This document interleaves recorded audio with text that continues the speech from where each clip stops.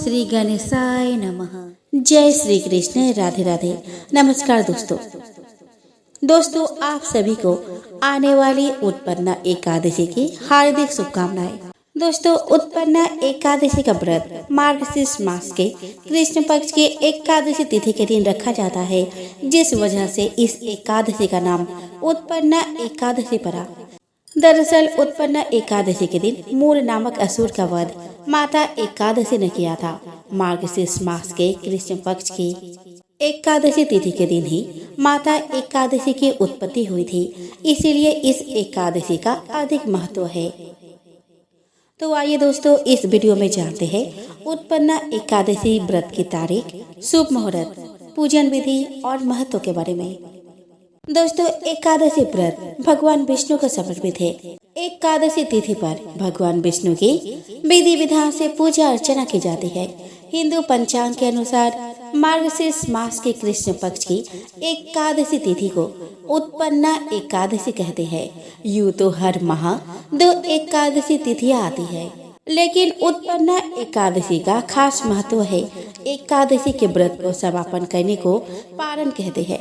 एकादशी व्रत के अगले दिन सूर्योदय के बाद पारण किया जाता है।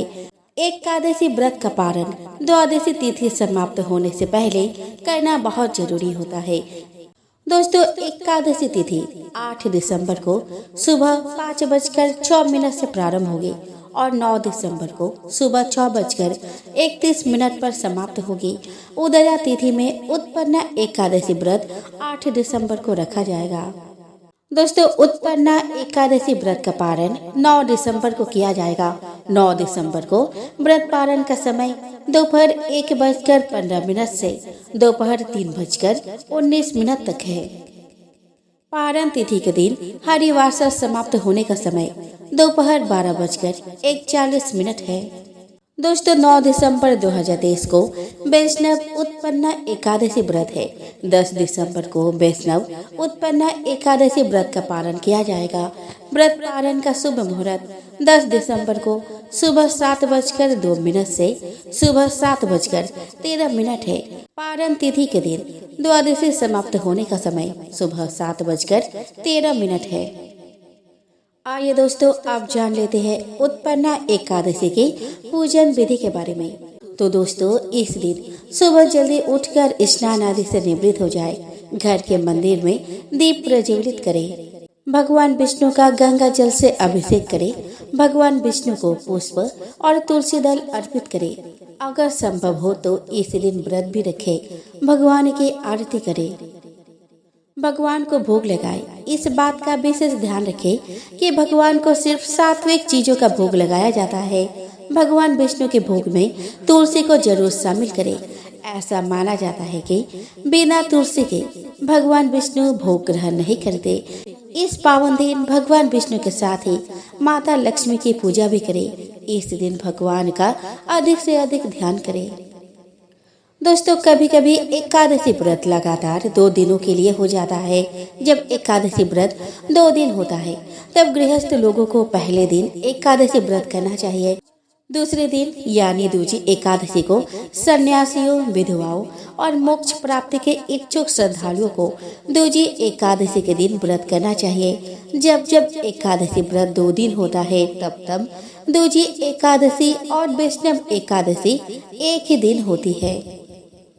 दोस्तों 8 दिसंबर 2023 को सूर्योदय का समय रहेगा 7:00 AM पर और सूर्यास्त का समय रहेगा 5:37 PM पर।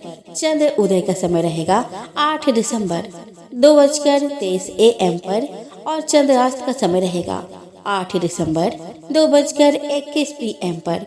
राहु काल का समय रहेगा 10:58 AM से 12:18 PM तक। अभिजीत मुहूर्त का समय रहेगा 11:57 AM से 12:39 PM तक। अमृत काल का समय रहेगा 3:50 AM से 5:33 AM तक। ब्रह्म मुहूर्त का समय रहेगा 5:23 AM से 6:11 AM तक। दोस्तों 9 दिसंबर 2023 को सूर्योदय का समय रहेगा 7:00 AM पर और सूर्यास्त का समय रहेगा 5:37 AM पर।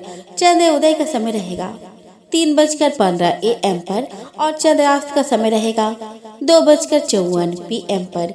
राहु काल का समय रहेगा 9:39 AM से 10:59 AM तक। अभिजीत मुहूर्त का समय रहेगा 11:57 AM से 12:40 PM तक।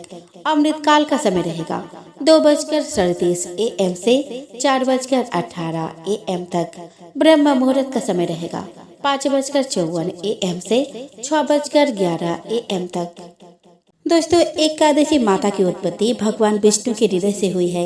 दरअसल भगवान विष्णु जब शयन कर रहे थे तो वहां उन्हें मारने के लिए मूल नामक एक असुर आ पहुंचा।